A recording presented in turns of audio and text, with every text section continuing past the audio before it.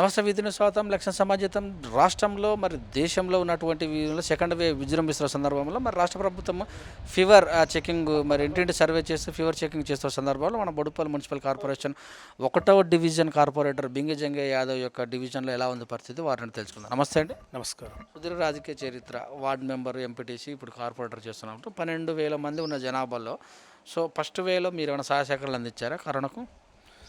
మేము పోయిన సంవత్సరం లాక్డౌన్లోనే దాదాపు మేము 1,000 కుటుంబాలకు 5 కిలోల చొప్పున బియ్యము, పప్పు, నూనె, టమాటా దానికి సంబంధించినవి మేము ఒక 8 లక్షల రూపాయలతోని మన మంత్రి మల్లారెడ్డి గారి చేతుల మీదంగానే ఇక్కడ జలమండలి దగ్గరను పెద్ద ఎత్తున డిస్టెన్స్ పాటించుకుంటా అప్పుడు పోయిన సంవత్సరం ఎట్లా విధందంటే స్టిక్కు లాక్డౌను 24 అవర్స్ మనం ఎక్కడ వెళ్ళకుండా పెట్టారు. కానీ పేద ప్రజలకు చాలా తిండికి అవస్థపడి ఇబ్బందులు పడకడం వల్ల మేము దాన్ని తీసుకోవాల్సింది. ఈ కరోనా మరిమాని చాలా ఇది 2 సంవత్సరాల నుంచి మనని వెంటాడుకుంటా చాలా అతలాకుతలం చేసుకుంటా చాలా ఇబ్బంది పెడుతుంది. ఇక్కడ ప్రభుత్వానికైనా మన దేనికి ఇది ఉన్నా కానీ చాలా ఇబ్బందికరమైన వాతావరణం ఇది ఉన్నది. మేము కూడా మా బోడుపల్లి మున్సిపల్ కార్పొరేషన్లో 28 వార్డులు ఉన్నాయి. 28 వార్డులలో కూడా ఒక 1 వీక్ నుంచి కూడా మేము ఫీవర్ సర్వే పెంచుతున్నాము. కమిషనర్ గారు కానీ, మేయర్ గారు కానీ, డిప్యూటీ మేయర్ గారు, మా కార్పొరేటర్లు అందరూ ఒక ఇది చేసి మొన్న మంత్రి గారి చేతుల మీదంగా కూడా ఐసోలేషన్ సెంటర్ కూడా ఓపెన్ చేయడం జరిగింది జిల్లా పరిషత్ హై స్కూల్లోనే.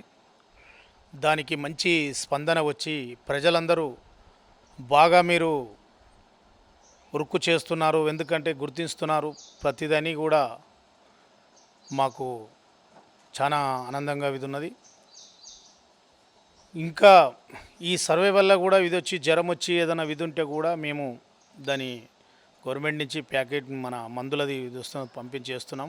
ఎక్కువ ఏమైనా ఫీవర్ వచ్చి ఏదైనా చెకప్లు కింద చేస్తుంటే సెంటర్కి చేస్తున్నాం నుంచి. కాకపోతే నాచారంలో కూడా మన హాస్పిటల్లో కూడా మేము అక్కడ జాయిన్ చేయడం జరుగుతుంది. మా మంత్రి మల్లారెడ్డి గారు కూడా ఏం చెప్తున్నది అంటే అంత ఏదైనా ఎక్కువ ఇది ఉండి ఏదైనా సీరియస్ ఉండే ఇంక్యులేటర్ కింద కావాలనుకుంటే మా హాస్పిటల్ ఉంది, మల్లారెడ్డి హాస్పిటల్, అక్కడికి కూడా మేము అంత స్థితి కూడా మేము అక్కడ కూడా పంపించడం జరుగుతుంది. చాలామంది కొంతమంది ఏంటంటే ఏజ్ బార్ అయిన వాళ్ళు కూడా జన్లో కొంతమంది చనిపోయినారు. ఇక దాన్ని వాళ్ళు చూసుకోక కొద్దిగా మొదలు ముందు చూపు లేక దాన్ని ఏమవుతుంది అనుకుంటే ఆ విధంగా ఇది ఉన్నది.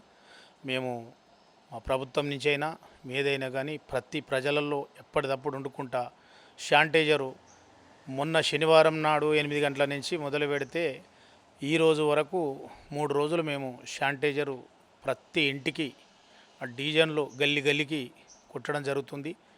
పౌడర్ కూడా చల్లుతున్నాము.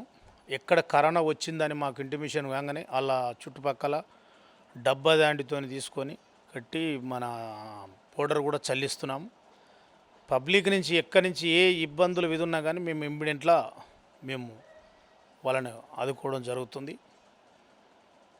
మేము ఇప్పటి వరకు మాత్రమైతే మా బోడుపల ప్రాంతాన్ని అయితే కరోనాని చాలా అరికట్టడం 50% మేము అరికడుతున్నాం. ఇంకా ముందు గవర్నమెంటు ఈ టీకా పంపిణీ కూడా ఈ మధ్యన ఆగింది, మళ్ళీ నిన్న మొన్నటి సంది మళ్ళీ స్టార్ట్ అయింది. అది కూడా ప్రతి మనిషికి కూడా మేము కూడా ప్రోత్సహించి టీకా తీసుకోవాలి అని కూడా చెప్పడం జరుగుతుంది. ప్రజలందరూ మమ్మల్ని ఆనందంలో పడుతున్నారు. ఫస్ట్సారి 40 రోజులు లాక్డౌన్ పెట్టారు. ఇప్పుడు మొన్నటి నుంచి కూడా ఇప్పటి వరకు మరి 12 తారీఖు నుంచి 30 తారీఖు పెడుతున్న సందర్భంలో 6 గంటల నుంచి 10 గంటల వరకు ఫ్రీగా వదిలిపెట్టారు. మరి 10 గంటల నుంచి తర్వాత ప్రజలు ఎలా ఉన్నారు? మీ యొక్క డివిజన్లో బయటకు వెళ్తున్నారా? పోలీస్ కాన్వాయింగ్ ఎలా ఉంది? మీరు ఏం చెప్తారు వాళ్ళకి బయటకు వెళ్ళకుంటున్నారు? మేము కూడా చెప్పడం ఏం చెప్తున్నామంటే ఏదున్నా నిత్యావసర వస్తువులు ఉంటే 6 గంటల నుంచి 10 గంటల వరకు మీరు తెచ్చుకోండి. ఎక్కువ మనము వెళ్ళి రోడ్ల మీద తిరిగితే మన ఆరోగ్యాలు ఖరాబు. మనం గవర్నమెంట్ చెప్పింది కూడా పోలీస్ శాఖ చెప్పేది కూడా మన మనిషి గురించే కూడా చెప్పడం జరుగుతుంది. ఈ 2 రోజుల సంది కూడా గవర్నమెంట్ కూడా చాలా సీరియస్ తీసుకున్నది. అంతకన్నా ముందు మామూలుగా జనాలు అటు ఇటు తిరిగిరు. ఈ 3 డేస్ నుంచి మాత్రం అయితే ఖచ్చితంగా 10 గంటల 10 కాకముందుకి 10 నిమిషాల ముందే మన షాపులు కానీ ఏవి కానీ మూసేయడం జరుగుతుంది. ఇప్పుడు పబ్లిక్ స్వచ్ఛందంగా ఇళ్ళల్లో వండుకుంటా అత్యవసరం అయితేనే బయటికి వెళ్తురు. మెడిసిన్ కానీ ఇంకేదైనా కానీ ఆపత్తి సాపత్తి ఇది ఉంటేనే దానికి వెళ్తురు. కానీ అసలు ఏది లేదు. ఏదన్నా ఉన్నా కానీ మనం రోజు పోయేది ఎక్కడన్నా ఇది ఉంటే కూడా మన పిఎస్ నుంచి పోయి పాస్ తీసుకొని మేము మాకు ఇది సమస్యలు ఉంటాయంటే కూడా చేస్తారు. పోలీస్ సహకారాలు కూడా చాలా బాగున్నాయి. ఎందుకంటే మాకు ఇక్కడ మేడిపల్లి ఇన్స్పెక్టర్ అంజిరెడ్డి గారు వాళ్ళ బృందం ప్రతి 9:30 నుంచే వాళ్ళు ఒక రౌండ్ కొట్టి ఇది చేస్తారు. దానికి స్వచ్ఛందంగా అందరూ బందీ చేసుకొని లాక్డౌన్ పాటిస్తున్నారు. సో మొన్నటికి ఫస్ట్ వేలో కేసీఆర్ మరి బయటకు రాలేదన్న సందర్భంలో మరి సెకండ్ వేలో మన గాంధీకి వెళ్ళారు, ఇప్పుడు వరంగల్ వెళ్ళారు కేసీఆర్ గారు. దీని మీద మీ యొక్క టీఆర్ఎస్ కార్యకర్తలు కానీ నాయకులు ఎలా స్పందిస్తున్నారు?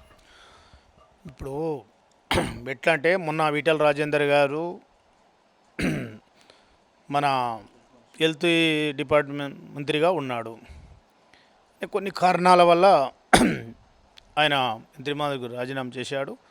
ఇప్పుడు మా సీఎం గారు ఆయన బుధాలపై ఉన్నది కాక మరి ప్రతిపక్షాలు ఉత్తుకుంటున్నాయి కాక మీరు ఏ హాస్పిటల్ని పట్టించుకుంటలేరు, ఏది పట్టించుకుంటలేరు, మీరు ఫామ్ హౌజులు ఉంటారు, ఆ హౌజులు ఉంటారు అని దానికి తోడుగా మా సీఎం గారు ఆయన కరోనా వస్తే కూడా మన నాగార్జున సాగర్లో అంతా తిరిగి భరత్ని అని మన మేళం గెలిపించుకోవడం జరిగింది. ఆయన కరోనా వచ్చి ఒక 15 రోజులు ఉన్నాడో లేడో ప్రతిపక్షాలు పలేని ఇబ్బందులు పెడితే కూడా ప్రతి హాస్పిటల్కి తిరగాలి, ఎక్కడ వాళ్ళ సదుపాయాలు ఎక్కడ విధి అవుతున్నది అధికారులను కూడా దాని గట్టి చర్య తీసుకొని మనం ఎక్కడా విధి కావద్దు అని మొన్న గాంధీలో తిరిగాడు. మళ్ళా తర్వాత మొన్న వరంగల్లో కూడా పోయడం జరిగింది. కేసీఆర్ ఆ సాబ్ చెప్తుండు మన గురించే. ఎందుకంటే ప్రజలందరూ ఇప్పుడు లాక్డౌన్లో ఉండి ఈ బయట రోగాలు అంటించుకొని మంచి పిల్లలు చనిపోతున్నారు. మనం కొన్ని పాటించుకుంటే రేపు ముందు భవిష్యత్తులో బతికుంటే బల్సా కన్నా దిన అస్త్రం ఉంది కదా.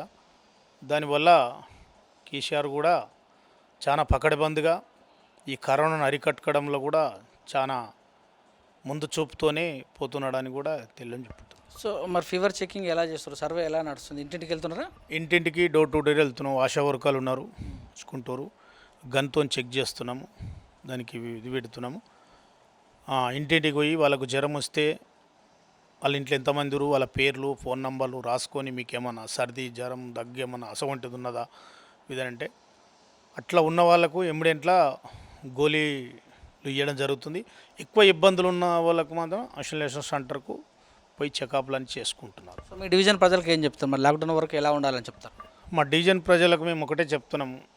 గవర్నమెంట్ పెట్టిన ఆంక్షల ప్రకారం మనం 6 నుంచి 10 గంటల వరకు ఏ పనులు ఉన్నా ముగించుకొని ఎవరి ఇళ్ళల్లో ఉండి మనము మన పిల్ల జల్లలను కాపాడుకోవాలని. ఈ మాయాదారి రోగం మనకి ఇది వచ్చింది కనుక మనం కొద్దిగా జాగ్రత్త ఉండి రేపు ముందు భవిష్యత్తులో చిన్న పిల్లలు ఉన్నారు, వాళ్ళు ఉన్నారు, ఇబ్బందులు కాకుండా ఉండాలి. సరే కష్టం ఉందవుతుంది. మనిషి అన్న బతికితే ఇలా కాకుండా రేపు ఇంకో సంపాదించుకుంటాడో కష్టం చేస్తాడో ఇది అవుతాడో. కానీ గవర్నమెంట్ మాత్రం పెట్టిన దానికైతే మా డివిజన్ ప్రజలైతే కట్టుబడి ఉన్నారు. ఏమీ అసవంటి ఇబ్బందులు లేవు. అట్లా ఇబ్బందులు ఉన్నా కానీ మేము ఏదన్నా మా సహాయ సహకారాలు కూడా మేము అందించడం జరుగుతుంది. ఎసవంటిది ఉన్నా ప్రతిరోజు మేము ఫోన్ కాంటాక్ట్లో ఉండి అక్కడ ఏమి ఇబ్బందులు వచ్చినా కానీ మా సిబ్బంది ఉన్నది. సిబ్బందితోని మేము ప్రతి క్షణం డివిజన్లో తిరుగుకుంటా సమస్యల మీద ఉన్నాం. పుస్తకం కరోనా వచ్చేదైనా చనిపోయినా కానీ మా మున్సిపాల్ నుంచి తరపు నుంచే చనిపోయిన వాళ్ళు కూడా వాళ్ళు ఇంతకుముందు సాగులు చేసేవారు చేస్తలేరు. కరోనా వచ్చిన వాళ్ళు మున్సిపాల్ నుంచే మాట్లాడి అదే మా సిబ్బంది తీసుకుపోయి కాస్ట్ దానసరితో చేస్తున్నాం. డెవలప్ చెందుతున్న డివిజన్ కనుక ఎక్కువ కూడా బిల్డింగ్స్ కట్టిస్తున్న సందర్భంలో మళ్ళీ బిల్డింగ్ వర్కర్స్ కూడా పనిచేసుకుంటే వాళ్ళు అలాంటి వాళ్ళకి సహకారాలు ఎలా ఉన్నాయి? ఈ అసవంటోళ్ళకు సహకారం అంటే ఎంతో అంత ఇప్పుడు అంటే నిత్యావసరం 30% ఉద్యోగస్తులు పనులు చేసుకున్న వాళ్ళు చేసుకోవచ్చు అన్నది. 70% మొత్తం ఇంటికే పరిమితమయ్యారు. ఒక 30% చేసుకోవడం జరుగుతుంది. చిన్న వర్కులు కన్స్ట్రక్షన్లు అక్కడిక్కడ ఇదవుతున్నాయి కానీ లేబరు మేస్త్రీలు వాళ్ళు వీళ్ళు కొద్దిగా అంటే వాళ్ళు అక్కడిక్కడ వెళ్ళకుండా ఎక్కడ ఏ ఇంట్లో వాళ్ళు చేసుకోవడం జరుగుతుంది. వాళ్ళకి ఎందుకంటే వాళ్ళు మొత్తమే చేసుకోకుంటే రేపు పొద్దున వాళ్ళకు ఇబ్బందులు ఇదైతే పోయిన సంవత్సరం లెక్కల ఇదవుతుందని గవర్నమెంట్ ఆలోచన చేసి ఈ చిన్న చిన్న వ్యాపారస్తులకు వాళ్ళకు 6 నుంచి 10 గంటల వరకు ఇచ్చింది. వీళ్ళకు కంటిన్యూగా మన 5 గంటల వరకు యథావిధంగా మామూలుగా లేబర్ పని చేసుకుంటున్నారు. Okay sir, thank you. Thank you.